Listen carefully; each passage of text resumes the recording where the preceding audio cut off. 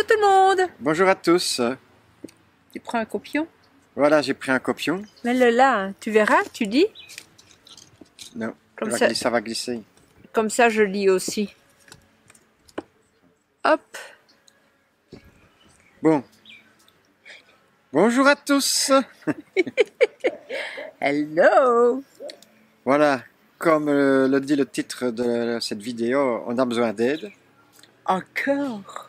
Parce qu'on n'a pas de solution ici. Pour continuer le voyage, ça va se compliquer, mais on va le faire. On va le faire quand même. On va le faire. Mais ce sera plus compliqué. D'ailleurs, je vous invite, si vous ne l'avez pas vu, à revoir la vidéo, celle-là au-dessus, à revoir la vidéo précédente, voir dans quelle souffrance on était. Cela, c'était quand même galère, hein, Voilà. mon chéri. Donc, on avait un Trauma 6 au gaz, qui avait 2 ans, qui ne fonctionnait plus. J'ai essayé plein de choses. Pas de solution. Fabien est retourné en Belgique, acheter un nouveau Trauma 6. Comme ça, on était reparti pour des années. Eh bien, on est reparti pour des semaines, c'est-à-dire il a fonctionné pendant 3 semaines. Oui. Et après, c'est fini. Ça va, ça vient. Oui. Mais ça fait plus, ça va pas que ça va. Oui, en réalité, il va une fois toutes les 3 semaines ou une fois toutes les 2 semaines. Ça dépend comment on l'utilise. C'est ça. Donc, on est un peu perdu, on ne sait pas quoi faire. Ce que j'ai fait. Donc, j'ai soufflé tous les tuyaux de gaz qui vont entre la bouteille, qui vont de la bouteille jusqu'au Trauma. Il n'y avait rien du tout. Tu avais mis un essuie-tout pour voir si quelque chose sortait, absolument rien. Voilà. J'ai quand même refait une deuxième fois avec du WD-40 pour voir s'il y a quelque chose qui arrivait, rien. J'ai ressoufflé, j'ai nettoyé tout, il n'y a pas d'huile. Et l'air arrive bien jusqu'au bout. Oui. Donc ça, c'est la première chose. Et alors, on a une bouteille amovible de GPL et une fixe de GPL qui ont chacune leur détendeur. J'ai essayé avec les 2 bouteilles et avec 2 détendeurs différents, nada. Alors, il y a le tuyau d'admission d'air pour le Trauma et le tuyau de rejet des gaz d'échappement pour le Trauma. Les 2 sont propres, j'ai nettoyé, j'ai soufflé, j'ai passé une caméra, c'est pas ça non plus. Il n'y a pas de fuite ou il n'y a pas de trou, ça ne communique etc. pas ensemble, les 2 tuyaux sont parfaits. J'ai branché le Trauma en 12 volts directement sur la batterie. Ça n'a rien changé. On changé. l'avait suggéré, ouais. J'ai ouvert le Trauma, j'ai changé les bougies d'allumage. Ça n'a rien changé. Mais, oui, non. Ça a été une fois, c'est tout. Oui, voilà. J'ai changé la carte mère. J'ai remis celle de l'ancien Trauma, ça n'a rien changé. J'ai changé le petit circuit imprimé avec le ventilateur que j'avais toujours de l'ancien Trauma. Ça n'a rien changé. Maintenant, de l'ancien Trauma, il y avait une pièce qui était sûrement défectueuse. C'est peut-être la carte mère que j'ai essayé, donc c'est pour ça que ça n'allait pas. Ou le circuit imprimé avec le ventilateur. Donc ça, on ne sait pas. Donc ça n'a rien changé. Ce n'est pas un problème d'altitude, parce qu'il a déjà fonctionné à 4600 mètres, il a déjà fonctionné à toutes les altitudes et ne pas fonctionné à toutes les altitudes. Oui, c'est surtout ça. Voilà. Ce qu'on a eu, on était à 4500 mètres, on l'a mis en route, on a essayé, il a démarré. Comme il faisait froid, on l'a laissé tourner toute la nuit, donc il a fonctionné pendant 14 heures d'affilée. Et vous savez le fonctionnement, en fait, ce système-là, c'est quand c'est à température, ça arrête de tourner et puis ça se remet en route, donc... Voilà. Donc il a fonctionné pendant 14 heures. À 8 heures du matin, on l'a coupé parce qu'il faisait chaud. On n'a pas bougé le véhicule de place, il est resté au même endroit, à la même altitude. On n'a rien fait, dans les mêmes conditions. 4 heures plus tard, on a essayé de le remettre en route, nada. Donc, il se passe 2 choses. C'est ou bien on a le code E515H ou le code E517H. Quand on a le code E515H, il n'a même pas essayé de se mettre en route. Donc, avec quel code? E515H. Oui. Oui, mais ça c'est normal. Donc, il n'essaye même pas de se mettre en route. Rien du tout, il ne se passe rien. Le code s'affiche. Quand on a le code E517, il y a l'hélice qui tourne pour évacuer les derniers gaz de combustion qui pourraient rester dans le Trauma. L'électrovanne s'enclenche, l'hélice accélère, et puis pouf, ça se coupe, on a le code 517H.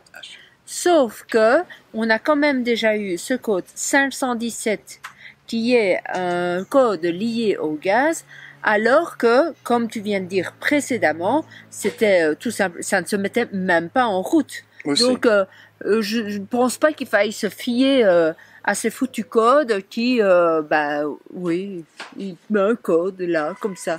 Il y a un problème de gaz, oui, t'as même pas essayé de te mettre en route du coup.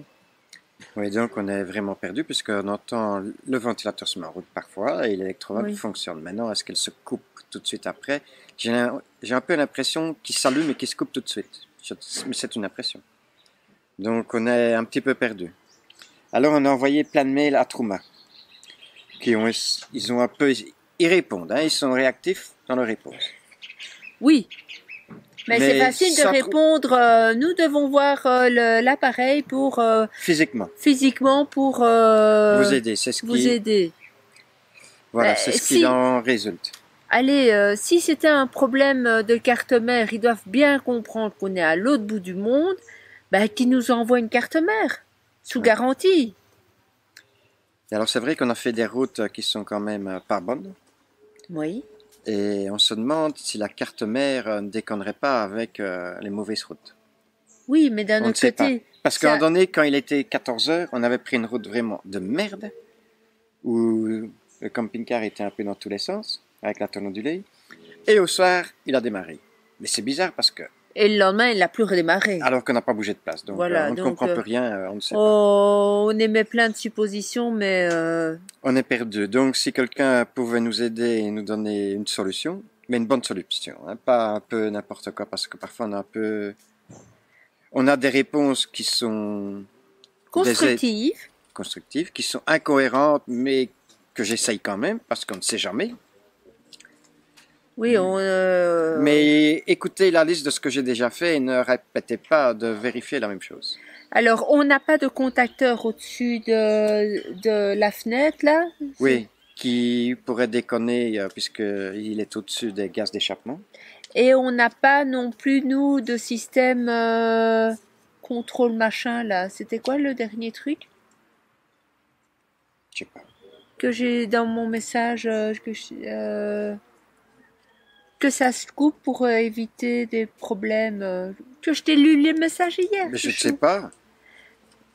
2 minutes. Dis-nous, on n'a pas ça.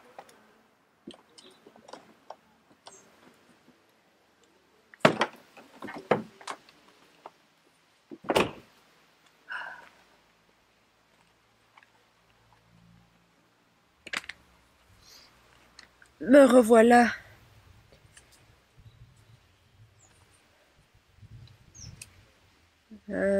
Duo contrôle. Ah oui. Oui. Ça te revient? Oui.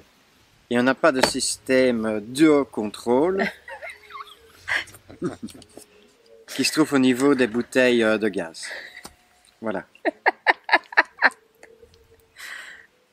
Donc, on attend une solution, une réponse. Et puis, vous êtes peut-être un revendeur. Oui.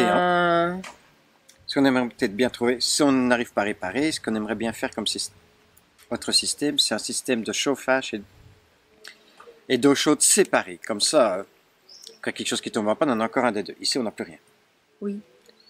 Donc un système peut-être Webasto, au gaz si possible, parce que au diesel c'est encore beaucoup de travail pour le monter. Et en plus en altitude le diesel, on pourrait avoir encore aussi à nouveau des soucis. Et un système de boiler électrique en 230 volts, pas en 12 volts. Mais ça, on n'a pas beaucoup de place, donc ça serait plutôt un 6 litres le boiler. Je pense qu'on va se tourner vers ça. Et si maintenant il y avait peut-être des fournisseurs, des vendeurs qui pourraient nous aider. Oui, genre H2R équipement ou moncampingcar.fr. Allez, on a les achats qu'on a fait, les derniers achats, on est quand même passé par Oberlinks. Donc On a quand même pris un frigo, le Truma peuvent peut-être faire un petit effort eux aussi, hein. Si on pouvait trouver un petit partenariat, je ne sais pas. Ça serait pas mal. Ou alors il y a moncampingcar.fr qu'on avait commandé des trucs aussi. Moi je l'ai dit. Ouais. Ou même d'autres fournisseurs, ou peut-être la maison mère Truma qui nous envoie des pièces. Mais ça, j'ai des doutes. Ou que la maison mère Webasto fasse un effort et nous fournisse quelque chose, ou des autres fournisseurs. Oui, on est oui. ouvert à tout. Oui. À toute aide. Ce qu'il y a, c'est que regardez un peu la configuration du camping-car. On va devoir enlever, si on change d'appareil, on doit enlever et essayer, essayer de caser dans le peu de place que nous avons sous la banquette. Voilà. Parce qu'actuellement, pour voyager, ben, la seule solution qu'on a trouvée pour continuer le voyage, c'est d'acheter une douche de chez Decathlon qu'on va remplir avec de l'eau chaude. Oui. Quand les températures seront bonnes, ben, on les fera chauffer à l'extérieur. Et autrement, on fera chauffer d'eau qu'on mettra dedans. Et pour le chauffage, ben, on a une petite résistance de 400 et 800 watts. Ben, quand il fait 10-12 degrés, on la fait tourner 1 heure, on s'en sort, mais... Comme vous avez vu, avec moins 15, moins 13, ça, c'est pas possible. C'est pas possible, donc on s'en sort comme ça. Enfin, merci pour vos commentaires, vos réponses, et peut-être merci à la firme ou la société qui va nous aider. On fera leur pub, bien sûr, ça, on est obligé. Ben, ce sera volontiers, ce sera volontiers. Allez, on vous laisse et on attend des bonnes nouvelles, j'espère. À bientôt. Salut. Bye. Comme ça, c'est mieux. Faut que je rentre mon ventre. Rentre ton ventre. On recommence. Oui. Non, bébé, tu vas pas te faire Alors, si vous aimez les vidéos des Frabis, pensez à vous abonner. À liker, à laisser des commentaires. À bientôt. Ciao, ciao. Ciao.